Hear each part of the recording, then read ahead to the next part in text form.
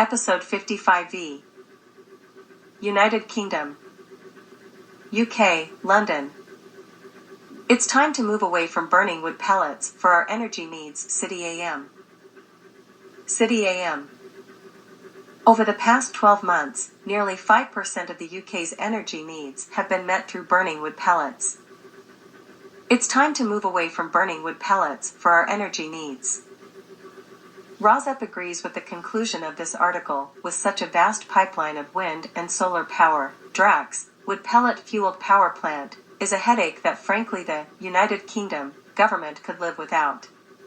Tackling planning laws, development logjams, and supply chain challenges that are impeding on the UK's greener future is a far more fruitful use of the government's time and taxpayer money than propping up an energy source that belongs in the past. Biomass burning is essentially wood burning, and its emissions resemble residential wood burning PM 2.5 emissions, which are greater than coal burning PM 2.5 emissions. Excerpt.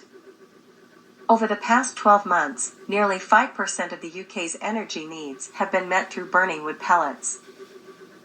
Now that the UK has shifted from coal power and is looking for a long-term future beyond gas through ramping up increasingly sophisticated clean energy technology, such a rudimentary power source seems surprising. Yet, biomass energy counts as 12% of the country's renewable mix and is a key feature in the government's drive to net zero and supply security following Russia's invasion of Ukraine. The chief source of domestic biomass is Drax Power Station, the largest facility of its kind in the UK, where pellets are imported from across the world to Selby, Yorkshire, and then treated for burning at one of the plant's 4 large-scale boilers. Hooked up to the grid, the 3.9 gigawatts plant has played a vital role in keeping Britain's lights on and boilers running amid a Russian supply squeeze on the continent this winter. Biomass is the 4th biggest energy source in the UK, source, grid.imk.com. Not that this is an act of charity, as Drax has raked in monster profits from the energy price crisis, with earnings up 84% last year to £731 million. So far, the site has received £6 billion in taxpayer subsidies, including £800 million in public funds in 2022 to support biomass energy. It is also highly likely to feature in the country's biomass strategy, expected to be published between June and April this year as the government scrambles to bolster the country's energy independence.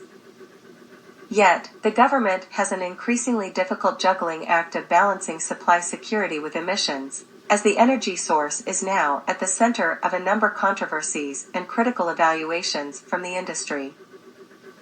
Drax or decarbonize, warns CCC. A damning report from influential advisory group, the Climate Change Committee, was published last week, warning the UK is in danger of missing its goal of decarbonizing the grid by 2035. This an essential milestone in its push for net zero and its wider climate and energy security goals, which requires a vast ramp-up in transmission infrastructure, renewable power and electrification. The CCC argued that to boost the UK's green efforts, the government should stop the flow of multi-million-pound subsidies to companies that burn trees by 2027. Instead, the UK should ditch biomass energy in its current form by the end of the decade.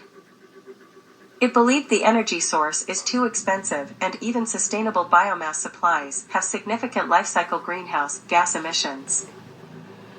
Dr. David Joffe, the CCC's head of Net Zero, later told reporters biomass is not good value for money for bill payers, and it's not the right thing for the climate either. He also warned biomass producers are being overused, and that they run for as many hours as possible rather than operating flexibly in a backup role because they are paid the wholesale price, which is linked to gas prices, alongside subsidies. BBC has made greenwashing allegations against Drax, which it denies. Drax has been under sustained scrutiny for its emissions, with the power group revealing in its accounts in 2021 that it was responsible 13.3 megatons of carbon dioxide through its operations. Sky News calculations suggest Drax's Selby plant is the largest CO2 emitter in the UK, before any carbon dioxide removal by new tree growth has been factored in. This is not a surprise when burning wood produces more greenhouse gases than burning coal, the world's dirtiest fossil fuel. Drax was accused last year of logging wood from old, carbon-rich forests in Canada in a BBC Panorama investigation. This has been exposed with satellite images showing old-growth forests being sawn down on land belonging to Drax. Drax denies the claim and has offered to begin undertaking a carbon analysis of all its wood imports for its biomass facilities. With such a vast pipeline of wind and solar power, Drax is a headache that frankly the government could live without, tackling planning laws, development logjams, and supply chain challenges that are impeding on the UK's greener future is a far more fruitful use of the government's time and taxpayer money than propping up an energy source that belongs in the past. UK, Leicestershire. Rosep View, coffee residue burned in a wood stove is mistakenly touted as clean fuel, when in actuality it is still a solid fuel, emitting much more particulates than a natural gas furnace or a heat pump. Danger to life warning siren that would hack your mobile to be tested across UK. Leicester Mercury. Wood-burning stove. Clean fuel banned from wood-burning stoves in smoke control areas. 3. Close-up of a wild brown rat. How to drive safely and efficiently on motorways. Leicestershire Live. Leicester Mercury. Wood-burning stove.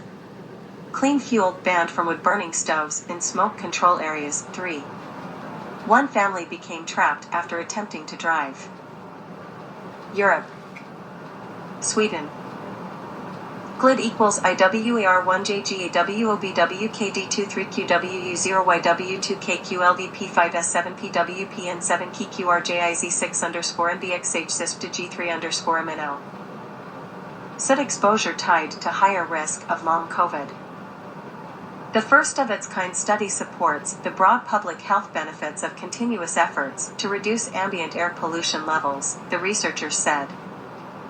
Excerpt. For disease control and prevention, virus. Greenwire, exposure to higher concentrations of a common air pollutant may heighten young adults' odds of developing the syndrome often dubbed long COVID, newly published research has found. In the study of some 750 people who had the disease borne by the novel coronavirus, a team of mostly Swedish researchers focused on 116 who reported altered senses of taste or smell, extreme fatigue, or other symptoms at least 2 months later. We found pre-pandemic long-term exposure to PM2.5 was significantly associated with increased risk of having long COVID, they wrote in the findings, published online this week in the journal The Lancet Regional Health, Europe. While the exact cause is difficult to infer, a reasonable explanation is that air pollution triggers inflammation in vulnerable subjects, they added. The results support the broad public health benefits of continuous efforts to reduce ambient air pollution levels. PM2.5, commonly known as soot, is the scientific name for microscopic particulate matter that's no more than 2.5 microns in diameter, or 1/30th the width of a human hair. While other research has previously linked higher soot exposure levels to increased chances of contracting COVID-19, the new paper appears to be the first to make a connection to vulnerability to long COVID among young adults who had experienced mild symptoms when first. Ambient air pollution exposure linked to long COVID among young adults, a nested survey in a population-based cohort in Sweden.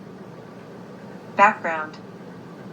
Post-COVID-19 conditions, also known as long COVID, are a public health concern, but little is known about their underlying risk factors. We aim to investigate associations of air pollution exposure with long COVID among Swedish young adults. Methods.